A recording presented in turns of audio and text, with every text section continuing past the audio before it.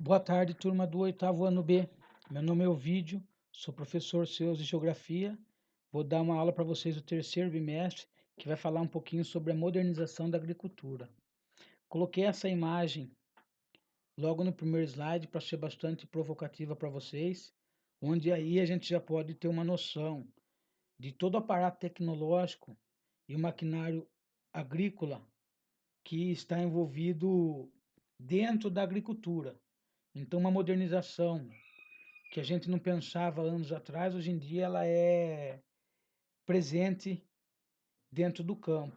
Lógico que ainda existe aquela agricultura familiar, que nós vamos comentar um pouquinho sobre ela ali ainda, mas a agricultura deu uma evolução, principalmente para as grandes, para as grandes propriedades, o industrial que tem mais dinheiro para envolver, porque hoje em dia, quando a gente pensa ali no campo, o produto também já sai praticamente industrializado de dentro do campo, que é a agroindústria, que nós vamos comentar um pouco lá na frente também. Então, existe todo tipo de agricultura, depende muito das condições financeiras e do tamanho da propriedade do produtor rural.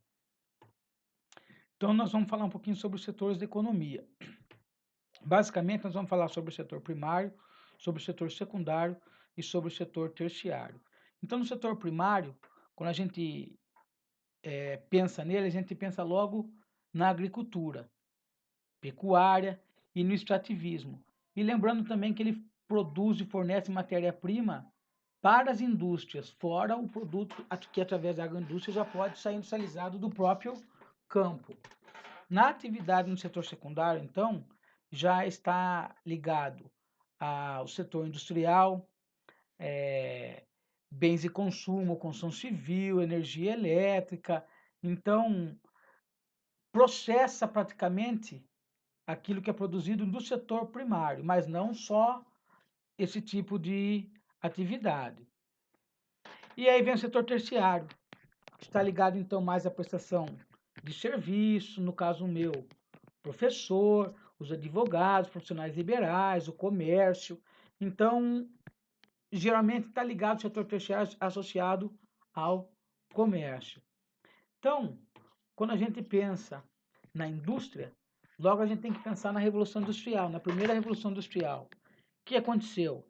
Ela substituiu a energia humana ou animal nos meios de processo para utilização da energia das máquinas. As máquinas, então, passariam a transformar essa matéria-prima, então, em um produto já acabado.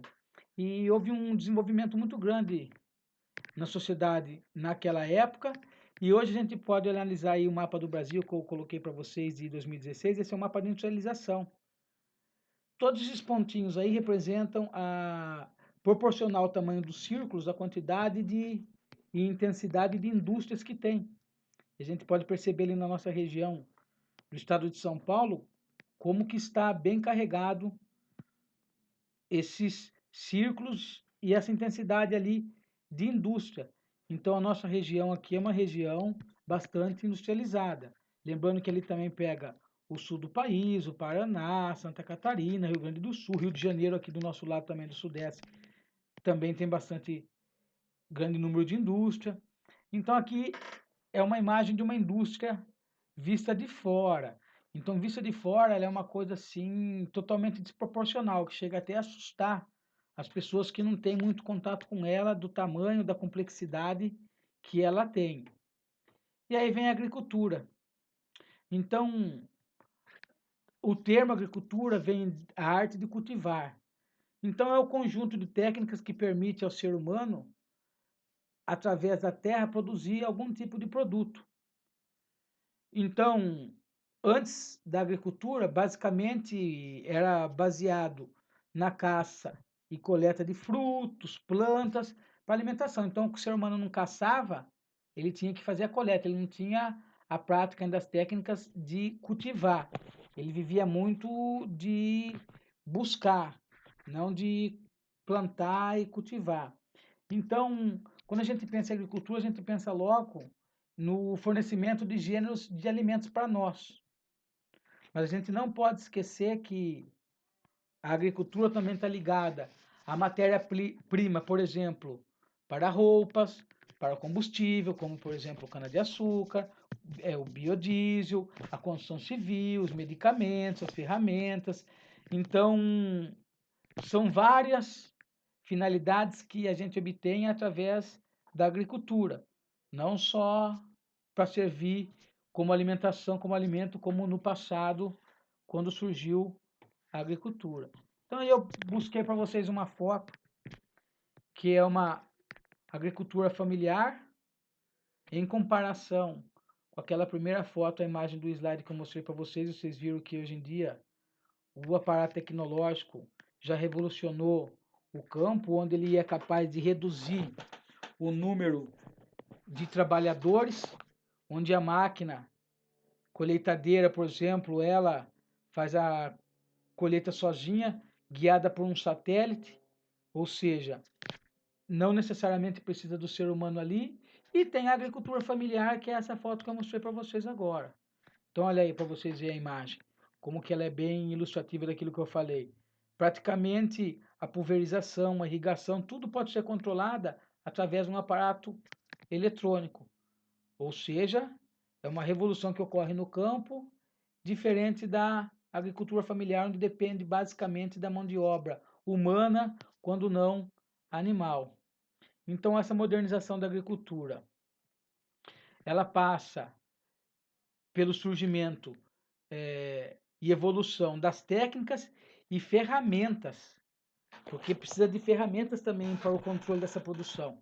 Então, ele, com essas ferramentas e essas técnicas, ele evita de esperar, por exemplo, o fenômeno natural da chuva. Ele irriga a sua plantação, ele sabe, ele faz o tratamento do solo, ele faz uma análise do solo.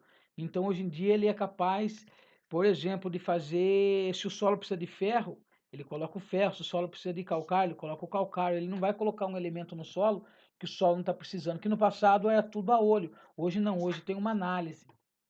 Então, essas técnicas, elas permitem, então, como eu acabei de citar, a correção do solo, a irrigação, o controle de praga. Então, isso aumenta a produção, a área de plantio, aumenta a rentabilidade do agricultor. Ele pode empregar um pouco mais de mão de obra, apesar de estar tudo ali mecanizado, praticamente automatizado. Ele pode investir em outra atividade também. Essa é a agricultura 4.0. Então aqui nós vamos falar um pouquinho sobre a agroindústria, que eu citei lá no comecinho da nossa aula. Então, ele é um modelo diferente. Enquanto a gente pensa que o campo só vendia a matéria-prima, hoje não. Hoje ele é capaz de transformar esse produto dentro de sua própria propriedade rural, e ele já saiu um produto industrializado, acabado, pronto. Não só fornecedor de matéria-prima. Então, uma vez que houve essa evolução na agricultura, a gente passa a chamar alguns produtores que já fazem esse tipo de processamento de agroindústria. Então, um exemplo prático disso daí que está presente no nosso dia a dia é o leite, que ele pode ser produzido dentro da propriedade rural, processado, ele pode virar uma manteiga, um iogurte, um queijo e uma infinidade de alimentos então derivados do leite. Ele já pode sair pronto para o comércio, por exemplo. Então aqui mostra um pouquinho para vocês como que é feito essa produção, que vai desde a atividade do plantio até a parte de comercialização do produto, não só o produto como matéria-prima. Então, hoje em dia, se fala muito de indicação geográfica. E essa indicação geográfica, para o produtor rural, que trabalha ali no agricultura, seja ele pecuária, qualquer ramo que ele está ligado ali, é muito boa essa indicação geográfica. Por que essa indicação geográfica é boa? Porque ele não precisa se preocupar mais com a quantidade de produto para ele obter seus lucros. Hoje em dia, com a qualidade, com os detalhes, com as especificações, ele consegue obter bons lucros sem se preocupar com a quantidade, sim com a qualidade do seu produto que vai ser comercializado, e aí ele recebe então essa indicação geográfica. Essa indicação geográfica, então, vou fazer a leitura aqui com vocês. Ó. O registro de indicação geográfica é conferido a produtos ou serviços que são característicos do seu local de origem, ou que eles atribuem reputação, valor intrínseco e identidade própria, além de os distinguir em relação aos seus similares, disponíveis no mercado. Então, ele atribui uma reputação que ele passa a ser conhecido por aquele nome, ele tem um valor e evita, por exemplo, os produtos similares e a falsificação do mesmo. Então, ele tem uma qualidade que é única e que depende de alguns fatores. Recursos, por exemplo, como o solo, a vegetação, o clima. E aí, a gente vai falar de um que é bem conhecido por vocês, que é o champanhe. Então, foi nome dado devido a uma região e até hoje a gente conhece a bebida como champanhe. E aqui eu peguei um nosso nacional, tem vários, mas eu peguei um que tinha um mapa bem legal da gente analisar, que é o queijo da Serra da Canastra. Então, em alguns municípios ali de Minas Gerais, eles produzem esse queijo, que eu vi até uma reportagem na televisão sobre esse queijo da Serra da Canastra. Então, até o produtor ele convida as pessoas a irem lá e ele mostra, não tem segredo nenhum, desde o início até o final. Aí ele até brinca, o que existe são detalhes que dá uma característica única a esse queijo. Então, isso é uma indicação geográfica. Agora eu vou convidar vocês, através desse link, depois de assistir essa aula, de irem lá e responderem as atividades lá no Google Formulário para vocês serem avaliados. Eu me despeço aqui e tenham um ótimo final de tarde.